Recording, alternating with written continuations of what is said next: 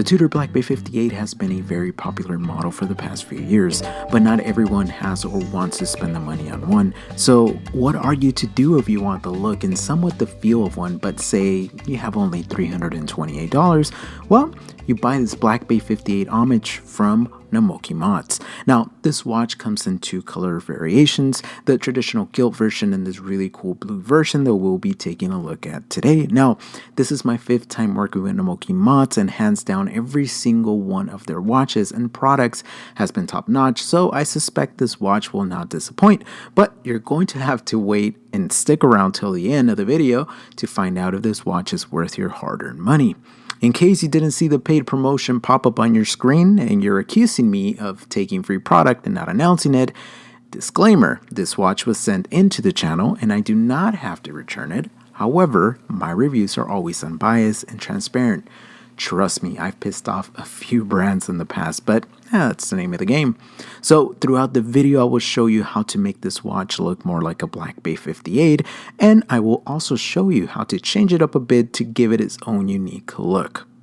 As you can see, when paired side by side with the Tudor, it looks very similar, but it's not a one-to-one copy in terms of aspect ratios. An interesting thing to note is the lines of text on the dial. So do you prefer the cleaner look of the Namoki or prefer all the lines of text on the Tudor? So what do you get for $328? You get a watch that's very well constructed and it's actually very handsome.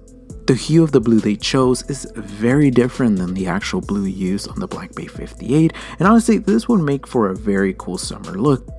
The entire watch is constructed of 316L stainless steel. The case measures in at 39mm, is 47.5mm from lug to lug. It's 13.5mm thick, has 20mm lugs, a water resistance of 200 meters.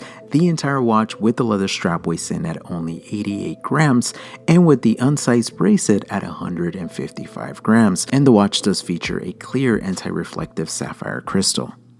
The case has a mixture of brushing and polishing throughout.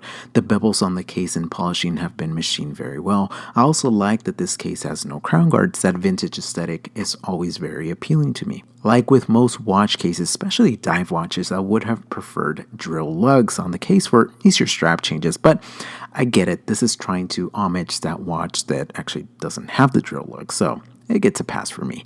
The unsigned screw down crown is located at the 3 o'clock and it measures in at 7.4mm. Crown is actually very easy to operate, screwing it in, screwing it out. It's pretty smooth and definitely shorter than the one on the Tudor. This watch does feature a ceramic 120 click unidirectional bezel that has the coin edge on it, very similar to the Tudor. Gripping the bezel is relatively easy and turning the bezel is pretty smooth with little backplay.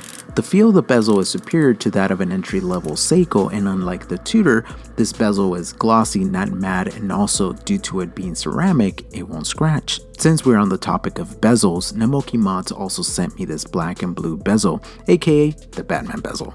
I didn't have the heart nor the skills to remove the one it came with, so it's just sitting pretty on top of the original one. This is one of those ways that the watch can be made look very different than any existing BB. What do you guys think? Do you like this look better? Under that AR sapphire crystal, we find a matte dial with applied indices, snowflake hour hand, and printed minute markings. As you can see, the date has been left off to, again, really give it that Tudor look. The more and more I look at this blue, the more it's growing on me. It's underrated and it really looks more like a pastel blue. The overall look of the dial is clean, legible, and will finish. Even under macro, I couldn't find any dust or imperfections. This dial is filled with C3 Super Luminova. Now, this type of lume is the brightest of all lume colors, topping the Super Luminova table at 100% relative to brightness and giving off a bright green glow that typically lasts between 7 to 10 hours. It will match the stock SoCal LumiBright. The lume has been applied on the hands, indices, and lume pip on the bezel, and honestly in person it glows pretty nice. I mean, I'm a sucker for lume. It could have used a little bit more, but hey, it gets a pass. It's actually pretty good.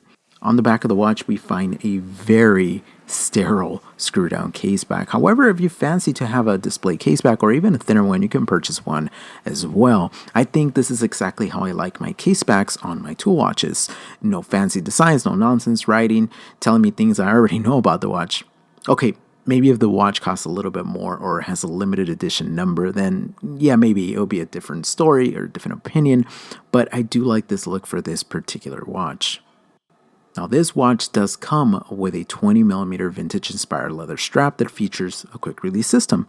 I think the strap is pretty supple and the hue of blue really blends in well with the bezel and with the dial color. However, in my opinion, for the price they're asking, I really think they should have offered this on the Tudor BB58 style bracelet. Remember how I told you I would show you how to make this watch look more like the Tudor? Well, here you go. This is pretty much spot on compared to the Tudor. The bracelet is very well constructed and measures in at 20mm, then tapers down to 16mm and back up to 18mm at the clasp. The bracelet has solid end links, uses screws to size it, has a mill clasp with the company logo, 3 micro adjustments, and yes, fake rivets to complete that Tudor look. I personally think that the watch feels and looks a lot more substantial on this bracelet, but for those of you looking to make this a little more original, you can always choose from a very comfortable NATO selection or also some tropic rubber straps from NamokiMods. So on my 6 and 7/8 inch wrist, that's 17.43 centimeters, the watch fits very comfortable and I think it looks very proportioned. The movement being used is a tried and tested NH36A automatic movement. This movement is hackable, windable, however it does feature a ghost position, so if you're weird about those kind of things like I am, buyer beware. This movement has been used by a lot of companies. In fact, there are other watch brands charging close to $600 for watches featuring this movement. I don't know how I feel about that, but that's a topic for a different video. This movement does feature 24 joules beats at 21,600 beats per minute, and it comes with 41 hours of power reserve.